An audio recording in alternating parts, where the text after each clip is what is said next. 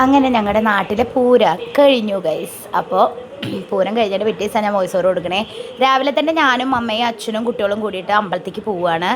അമ്പലത്തേക്ക് പോയിട്ട് നേരെ ഞങ്ങൾ പോണത്, ഞാനും ബേബിയും പോണത് സ്കൂളിലേക്കാണ് കേട്ടോ. അവൾക്ക് എക്സാം ഉണ്ട്, കാരണം അവൾക്ക് ലാബ് എക്സാമാണ് അന്നാണ്. അപ്പം അത് എന്തായാലും അറ്റൻഡ് ചെയ്യണം. അപ്പോൾ പിന്നെ ഞങ്ങൾ അമ്പലത്തിൽ രാവിലെ തൊഴുതിട്ട് നേരെ അവിടെ നിന്ന് തന്നെ ബസ്, വെള്ളമെടുക്കുന്നത് തന്നെ ബസ് കയറിയിട്ട് സ്കൂളിലേക്ക് പോകാമെന്ന് വിചാരിച്ചു കേട്ടോ.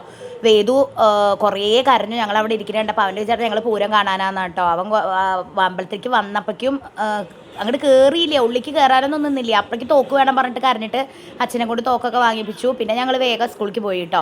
സ്കൂളിൻ്റെ അവിടെ എത്തിയപ്പോൾ തന്നെ പ്രയർ ആയിരുന്നു. അപ്പോൾ ചേച്ചിമാർ പറഞ്ഞു അവിടെ നിന്നോളാൻ പറഞ്ഞു. ഞാൻ ഓൾറെഡി മിസ്സിനോട് പറഞ്ഞിട്ടുണ്ടായിരുന്നു ഇങ്ങനെ ഫസ്റ്റ് പീരീഡ് തന്നെ എക്സാം എടുക്കുമെന്ന് പറഞ്ഞുകൊണ്ട്. ടീച്ചർ പറഞ്ഞു അപ്പം തന്നെ കഴിഞ്ഞാൽ കൊണ്ടുപോയിക്കോളാൻ പറഞ്ഞു കേട്ടോ. അപ്പോൾ അവൾ ബാഗും ബുക്കും ഒന്നും കൊണ്ടുവന്നിട്ടില്ല, ലാബ് എക്സാം ആണല്ലോ, അവൾ പഠിച്ചിട്ടുണ്ട് എന്നാണ് പറഞ്ഞത്. ജസ്റ്റ് ചെയ്യല്ലേ വേണ്ടു കമ്പ്യൂട്ടറിൽ. അപ്പോൾ അവിടെ എത്തി കുറച്ച് നേരം ഞാൻ വെയിറ്റ് ചെയ്തു, വേഗം കഴിഞ്ഞു കേട്ടോ. ലാബ് ആയതുകൊണ്ട് തന്നെ അധികം നേരം ഒന്നും ഇരിക്കേണ്ടി വന്നില്ല, 10-15 മിനിറ്റ് ഇരിക്കേണ്ടി വന്നുള്ളൂ. അത് കഴിഞ്ഞപ്പോൾ പിന്നെ ഞങ്ങൾ അവിടുന്ന് വിശന്നിട്ട് വയ്യ പറഞ്ഞപ്പോൾ ചായയും അതുപോലെ തന്നെ പഴംപൊരിയും കഴിക്കാൻ അവിടുത്തെ ക്യാൻറ്റീനിൽ പോയിട്ടോ. ഞാൻ ആദ്യമായിട്ട് അവിടുത്തെ ക്യാൻറ്റീനിൽ ഇരുന്ന് കഴിക്കണത്. അങ്ങനെ അതും കഴിച്ചിട്ട് തിരിച്ച് വീട്ടിലേക്ക് പോയി. പിന്നെ ഉച്ചയാകുമ്പോഴാണ് കേട്ടോ ഫോൺ എടുക്കണത്.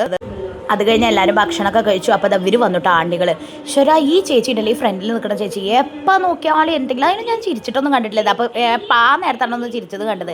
എന്താ പറയണത് വെച്ചാൽ വീഡിയോ എടുക്കണമെങ്കിൽ എനിക്ക് 500 രൂപ തരണം എന്നിട്ട് പറഞ്ഞു. ഒരു വീഡിയോയ്ക്ക് 500 അത്ര.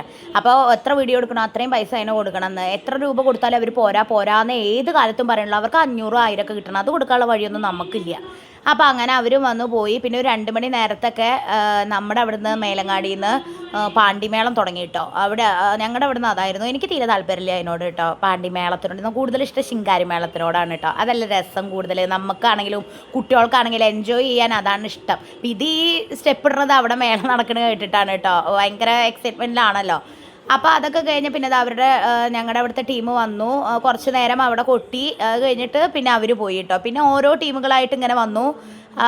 മനപ്പടിയിൽ നിന്ന് കാളിയും ശിങ്കാരിമേളും അങ്ങനെയൊക്കെ ആയിരുന്നു. പക്ഷേ ഇപ്രാവശ്യത്തെ പൂരം കഴിഞ്ഞ കൊല്ലത്തെ അപേക്ഷിച്ച് നോക്കുമ്പോൾ ഒരു ശോകാവസ്ഥയായിരുന്നു. എന്തുകൊണ്ടാണെന്ന് അറിയില്ല, ഒരു ഇതില്ല, എനർജറ്റിക് ഇല്ല എന്ന് തോന്നി എനിക്ക്.